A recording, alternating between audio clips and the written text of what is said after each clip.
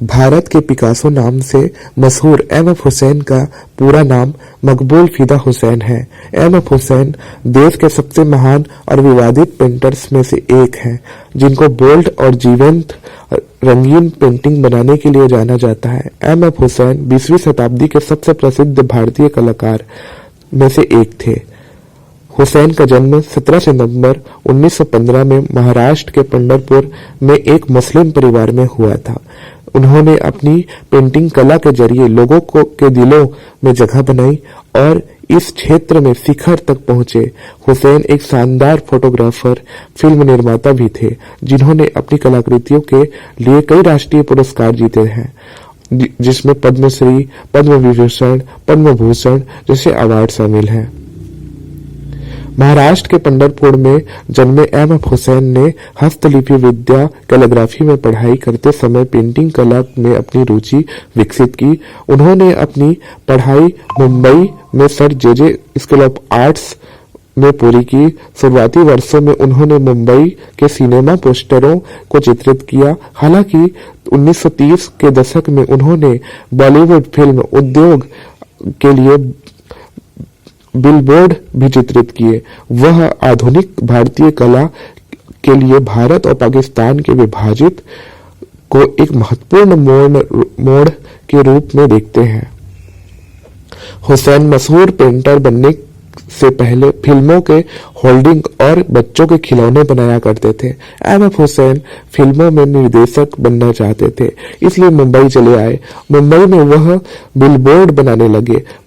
फिल्मों में काम नहीं मिला, लेकिन पेंटिंग से पहचान बन गई। 1940 आते आते उनकी पहचान राष्ट्रीय स्तर के पेंटर बन गए।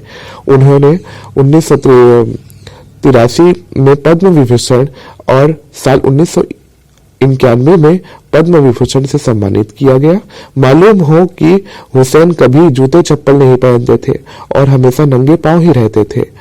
कहा जाता है कि सफेद बाल, दाढ़ी और सफेद कपड़ों के बीच हुसैन के हाथों में पड़ी एक कोंची जब चल पड़ती थी तो रंगों और एक नई और अलग ही पहचान देती थी। हालांकि उनके हाथ में पड़ी कोंची और रंगों के इस खेल ने कब सांप्रदायिकता का रूप ले लिया, जिनके कारण पूरा कैनवास ही फीका पड़ गया।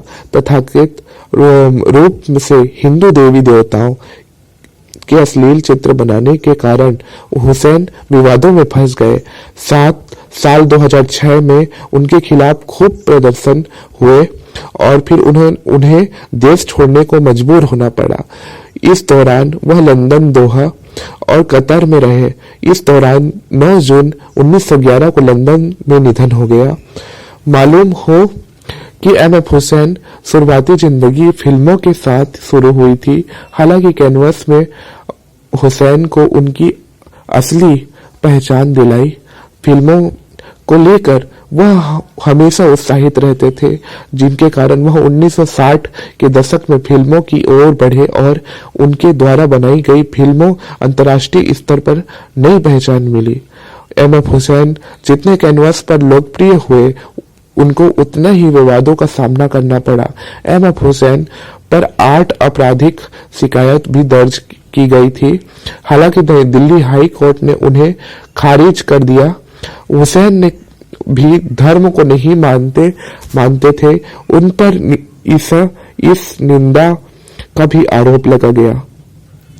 मालूम हो कि एम.एफ. हुसैन का जीवन साल 2006-2011 तक, यानी उनकी निधन के निवास में बीता।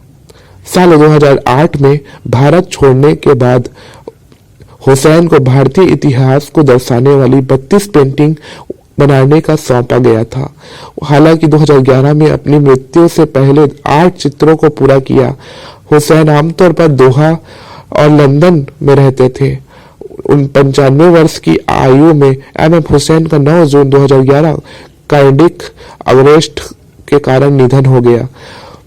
उन्होंने लंदन के रॉयल ब्रैडफोर्ड अस्पताल में अपनी अंतिम सांस ली और 10 जून 2011 को ब्रुकवुड कब्रिस्तान में उन्हें दफनाया गया।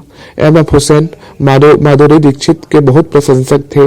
85 साल की उम्र में उन्होंने माधुरी के साथ गजगामिनी बनाई थी। इसके बाद उन्होंने तब्बू और Meenakshi अटेल of the series film बनाई थी।